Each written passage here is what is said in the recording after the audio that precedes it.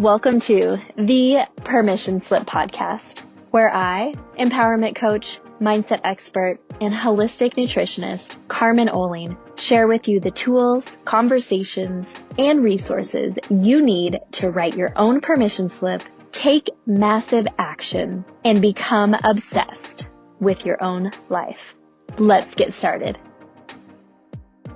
Welcome back to the Permission Slip podcast, friends. Today we are diving into how to be a decisive person, how to be more decisive.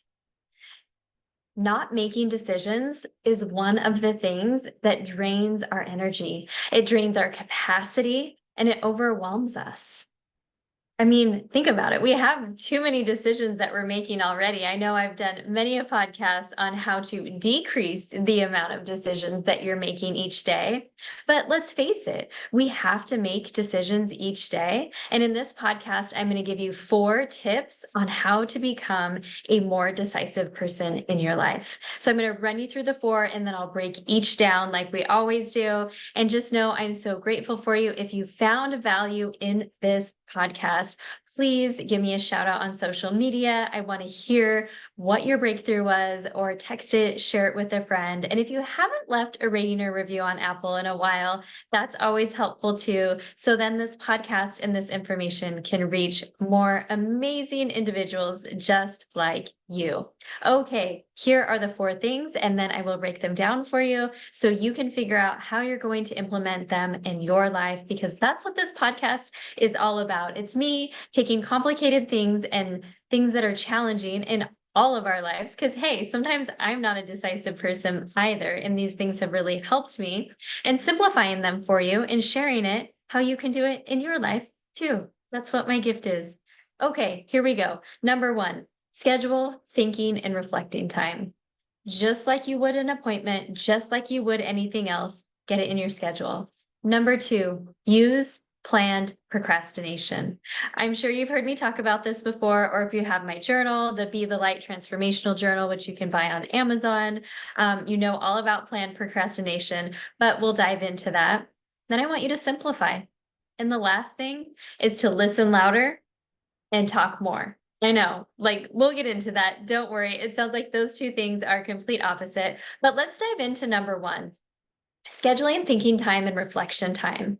When I'm working in my one-on-one coaching practice, one of the biggest areas and roadblocks that women have is when I ask, what do you want? The question of what do you want, and not only for women, but for men. For many of us that are leaders, we're not scheduling enough thinking and reflecting time for ourselves. We're often thinking outwardly about our teams and our families and others, and we're not doing it for ourselves. And this is so important. This is when the blessings and the miracles and the downloads and the intuitive hits and all the great ideas come, is during this thinking and reflecting time. It's so important. So what does that look like? How often? If you're not doing it all now, like maybe you're going to schedule a once a month thinking and reflecting time on your month that you just had, and then planning the month ahead.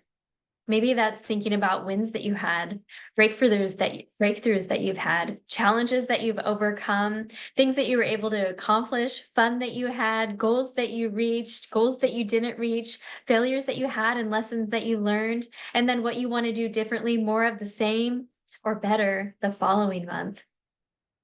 It's really taking the time to think and reflect. The one thing that this does, and I know I've been talking about this over the last few podcasts, is if we can get in a state of where we consider everything that we're doing a win, even if it was a quote unquote perceived failure, but we learned a lesson from it, that's really a win. And if we can be in this energy of winning all the time, it's just going to bring more winning to our life, more positivity, more blessings, more abundance, more success. And we're going to be able to keep the commitments to ourselves, because the energy that we're bringing every day is a high vibrational energy versus the opposite. We all know this. I get into this sometimes where it's like nothing's going right. And then that's what your mindset is. Your energy is low. You're doing things half-assed, or not doing them at all, or not doing them at the level you know you should be doing them. Basically, you're not high performing. So schedule this thinking time. It's it's something that every leader needs. It's required. I would say it's required to get to the next level, 100%.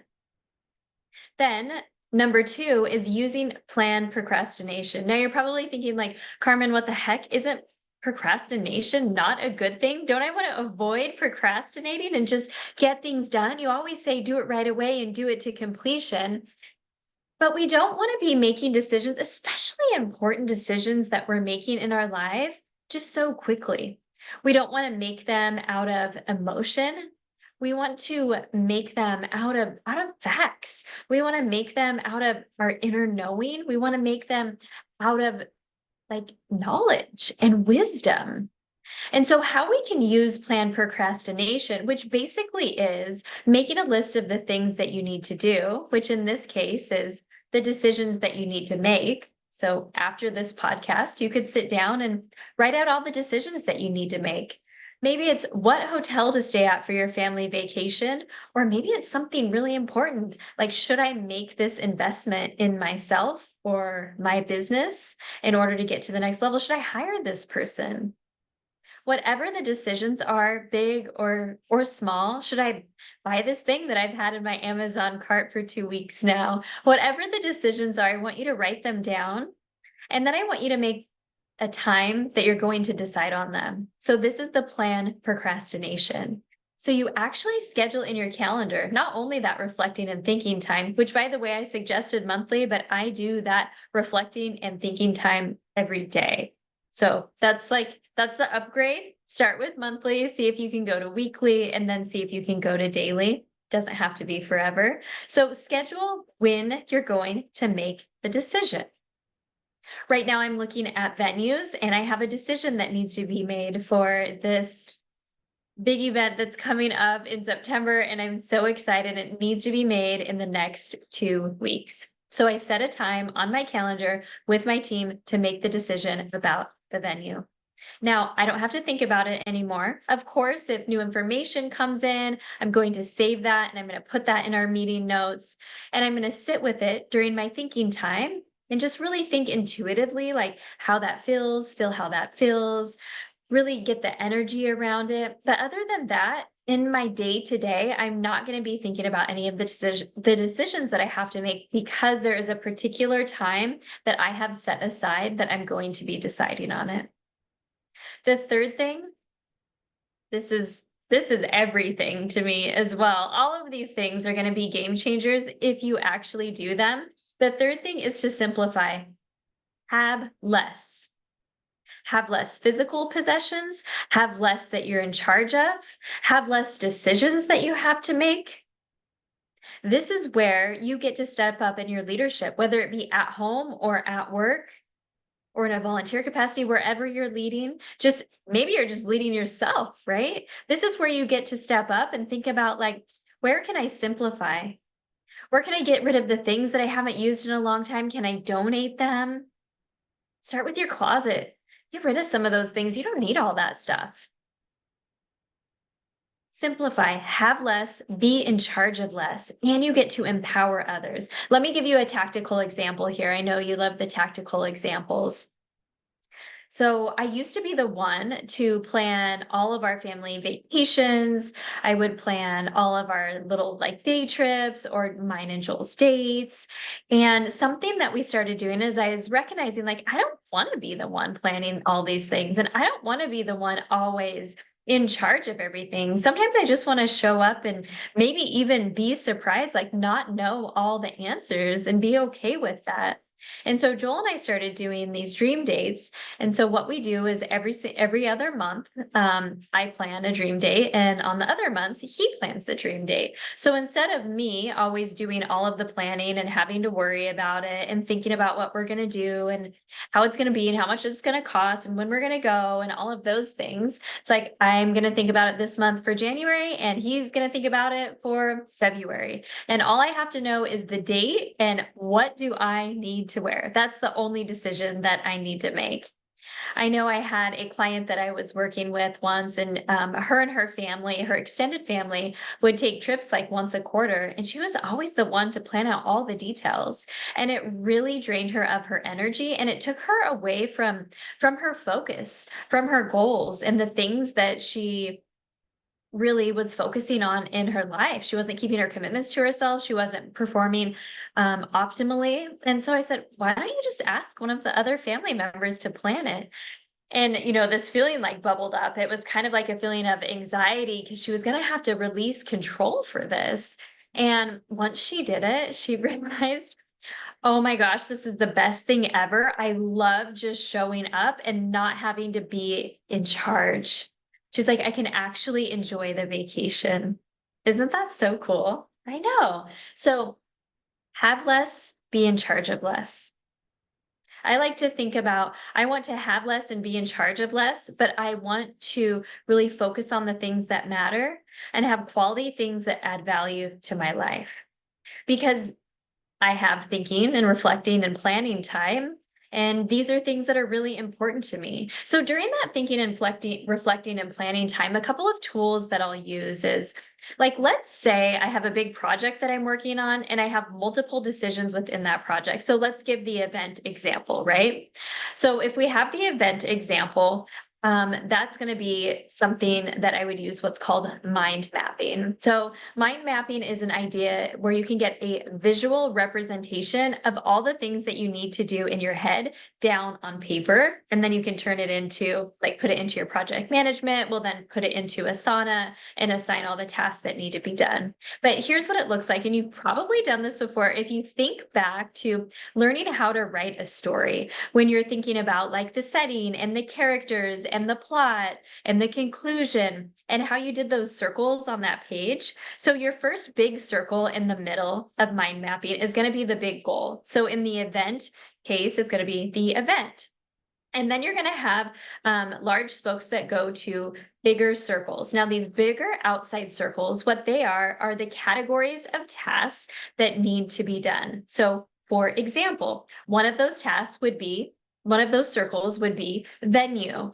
And then there would also be spokes from that outside circle that would give a breakdown of all of the things that we needed to do for the venue. So, first, pick and book the venue. And then we want to look at coordinate the rooms. We want to coordinate the AV. We want to coordinate the decorations, like all of those types of things, the food, all of those logistic things. We want to go ahead and put those as spokes. Other circles around that might be featured speakers and guests and our launch, how we're actually going to get it out and tell people about it. So we would go ahead and get everything that is out of our head onto the page. And that's what's called mind mapping, so that you can look at it and see, okay, now what actual decisions need to be made here?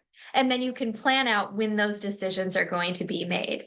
Do you see how this is going to take things out of your head? It's going to reduce stress, lessen anxiety, and overwhelm because you're scheduling your thinking time, you're doing your mind mapping, you're using planned procrastination to decide when you're going to do it, you're simplifying. So, with the idea of the event, I'm going to simplify by I'm going to empower others on my team and the event staff at the venue that we select to do some of these decision-making pieces for me, which is going to be so fantastic. The other thing that you can do when you're deciding on something particular, let's say you're deciding on one thing. Do I want to make this investment? Do I want to launch this new program or service? Whatever you're deciding on, it could be something personal as well. Here's some questions that you can ask yourself to see if it's the right decision for you to be more decisive. So during your time that you've selected that you're going to make the decision, here's some questions. The first one is, does it align with my values and vision? Does it align with my values and vision? So my vision for my life, my vision for my business, whatever area you're making this decision in. And if you can't answer that question, maybe the work is really to go back and to do some visioning and some value exercises. And if that's something you'd like me to talk about on the podcast, I would love to talk about that. I love that sort of leadership stuff. So we can talk about that. So that's the first question. The second thing is then underneath your vision, you have goals. And the goals will be different different for the different seasons of your life based on that big vision that you have. So does this, whatever decision you're making, align with my current goals? Because it could very possibly align with your values and vision, but not the goals for the current season of your life. Let me give you an example of one of the things. I've been asked to speak for free at a couple of events that would actually um, cost me money. Like I would be coming out of my pocket for it. So that's not the biggest thing. So when I ask the first question is, does it align with my values and vision? Yes, it does. The people that are hosting the events, we are energetically aligned, what they want to bring, the impact that they want to make. The events are aligned, speaking is aligned. So if I just go with that first question, the answer would be yes. And maybe I would just jump right on it. And initially on the inside, I got excited because the answer was yes. But the second question was, does it align with my current goals? And a couple of my current goals right now, it doesn't align.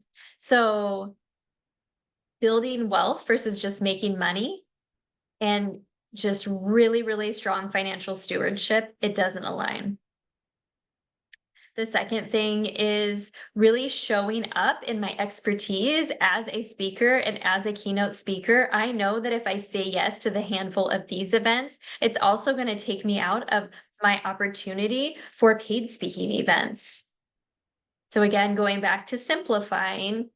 So in simplifying, I made the decision this year that I'm not going to be saying yes to those free speaking events where I'm coming out of pocket for costs that are going to be over $1,000. And that's just really simple. And so now, only because I asked myself those two questions, and one, the answer was yes, but I went a little bit further. Right now, with the current goals that I'm going for, the answer is no. But if you're still going down and you're still deciding, some other questions you can ask is, am I saying yes because I want to or because I need to? Need to could come from a scarcity mindset. I need to do this. I need this money. I need this exposure. Or it could come from, I need to do this because if I say no, what will people think?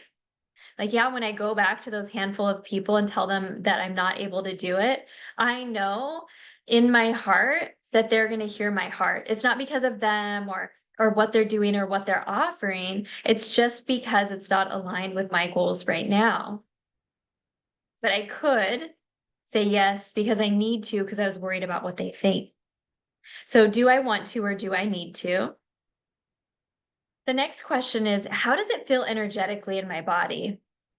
And we'll talk more about this, but do you feel expansive and open? Do you instantly get like a flood of ideas come in on how you could do this thing that you're thinking about, right? Or does it feel constricting? Do you instantly get thoughts of like how it's going to be hard and doubt, like all of these types of things, questioning yourself? And then how does that feel in your body? And the last question I want you to ask yourself is, do I have capacity? Am I willing to lay something down or let something go so that I can make space for this thing I'm making a decision on? That's so important because all too often we're saying yes to things and we're adding and adding and adding, but we're never laying things down temporarily or letting things go. So our capacity is at maximum and we're never going to be able to show up and perform optimally and feel good in our life and have that sense of energy and enthusiasm each and every day. You know, my success measurement is, did I wake up today with energy and enthusiasm? If we're saying yes and not laying things down or letting things go before we say yes and take on something new, then we're not going to be able to wake up with energy and enthusiasm each and every day. So those are the questions that I want you to ask yourself. So again, to recap before I go into number 4, schedule reflecting and thinking time. Do it often as you can, but don't put pressure on yourself to do it every day like I do. Just start somewhere. Use plan procrastination. Make a decision on when you're going to make decisions and schedule it. Simplify, have less, be in charge of less, and empower others to make the decision. And then the last thing, number 4, I told you was listen and talk. So listen comes back to listening to your intuition, taking the time to get still and understanding what your intuition is telling you. Most of us have blocked our intuition. Most of us second guess our intuition, and our intuition is like a muscle. Your intuition works best when you trust it. So the more you start listening to your intuition and taking action from that centered place, you do what I like to call collect evidence. And when you collect evidence that you can trust yourself and trust that still small voice that's inside of you, it builds your faith in your belief, and you'll be able to build your intuitive muscle. You'll be able to get more intuitive hits, more downloads, more guidance from God, whatever it is that you believe in, but it's going to come through more. It's going to come through stronger with way more faith and way more belief and way more confidence. So you have to start collecting evidence. Now, your intuition is not going to be loud. It's not going to be huge. It's going to be this still small voice that comes in. Maybe it's going to be a feeling that you get in your body. Maybe you get goosebumps. Maybe you just light up with a smile and get this energy and you don't really know why. So maybe it's a feeling in your body, or maybe it's this like little notion like you should do this. The other day, my friend was launching a program at a wellness resort here, and I was super excited for her. And I noticed it was like 15 minutes till, and God really told me you need to do a voice note to her right now and send her over a prayer. And I thought, really, what? I'm in the gym. Like, she's probably not going to get it. She probably doesn't have her phone. But I listened. I listened to that still small voice, to my intuition. I sent it over. And you know what? I have no idea if she listened to it before or after or whatever. But we put the prayer out there, and it was amazing. And she messaged me back, thank you. I appreciate this. I love this. It was so received because I listened to that. I listened to my intuition. And your intuition is usually the first thing that you hear, and your ego self is usually the doubt that creeps in the second or third thing. So those are just my tips on listening to your intuition. And sit down, ask yourself during your thinking and reflecting time, which way should I go? What should I do here? I sat and asked something earlier and I didn't get an answer right away. And so I'm going to sit with it again. And it's just a simple question of I launched a membership this year. And again, this was a thing, a still small voice thing. And I'm really, really excited about it. But I was asking people for a 3-month commitment.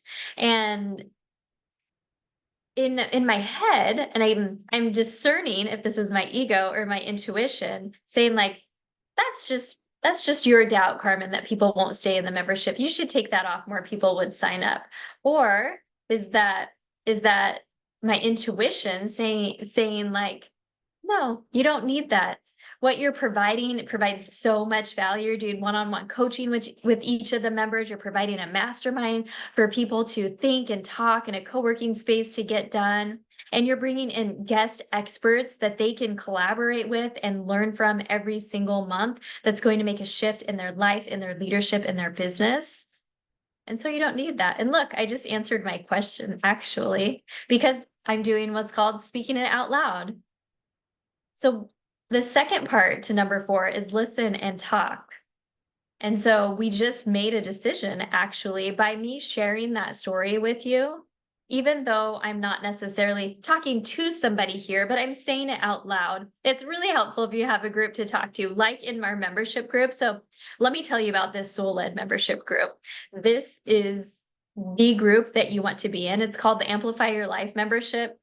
And all the things I just shared is what you get, plus so much more. But one of the things that we do is we come in and we bring our ideas. We bring our doubts, we bring our challenges, we bring our questions. And merely by speaking them out loud, oftentimes you get your own answer. So I just got my own answer. I'm not going to have that 3-month commitment on there because I know people are going to stay for the year. I mean, people have signed up annually. There's an annual sign up option on there. I love working through this and showing you like that this is so impactful and that this works in making decisions because we just made a decision. But it takes you putting yourself in rooms and spaces with other people that can hold space for you, that you can actually speak out loud these things, and often the right decision comes to you. But if not, you can get some reflection time with other people and maybe seek out other people that have done these things before. Not just the people like your family and friends that have never done anything that you're doing. You don't want to get advice from them. You don't want to share your biggest best, boldest ideas with them. You want to share it with other people who are going for big, scary, audacious goals too. So it's not only about listening to your intuition, but it's about speaking it out loud. Because when you speak it out loud, when you ask a question to something and you start speaking it out loud, like I just did, and then you get the answer, that's your intuition coming through.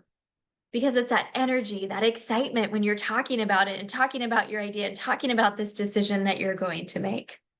So, to recap, the 4 points of how to be a more decisive person: schedule thinking and reflecting time, use planned procrastination, make an appointment when you're going to make the decision, simplify, have less and be in charge of less. Take time to listen to your intuition, collect evidence, build your intuition muscle, and find a group that you can speak to out loud with your ideas and your things that you need to make decisions on so you can start being a more decisive person. So going back to that membership, if you want to join us in the Amplify Your Life membership, it is now free for 30 days with no commitment. You can cancel anytime. After that, it is $197 a month, but I 100% know you will get so much value from this. This last week, we had my amazing friend, Sophia Para. Look her up on Instagram. She is amazing. She taught us the 38-minute content solution to write copy that converts, that only takes 38 minutes for your social media. So you can not only get new clients and make the impact that you want to make, but take your time and freedom back. Next month, Danielle Laura is coming and she is speaking all things energetic. So you probably heard of human design. She specializes in that, but she's going to be sharing a lot about gene keys. If you don't know about that, you want to be on this call in February. And then we have a surprise guest in March. And we have first quarter planned out. I'm just so excited for you to be there. Come in, get coaching from me, get shit done, mastermind, be a decisive person with us in this soul-led membership group. There is a link in the show notes for that, or you can go over to my website and just click work with me and go to the Amplify Your Life membership. So I'm so excited for you to be a decisive person this year in 2024. Let's just declare it now. I'm a decisive person. I am a decisive person. I am a decisive person. Doesn't that feel so dang good? So as always, I'm so grateful for you listening. Please share this podcast if you think it'll be helpful with a friend or a family member. Share your takeaways on social media. And I can't wait to see you in the Amplify Your Life membership so we can mastermind, co-work, and you can get coached by me too. And we can learn and connect and collaborate together.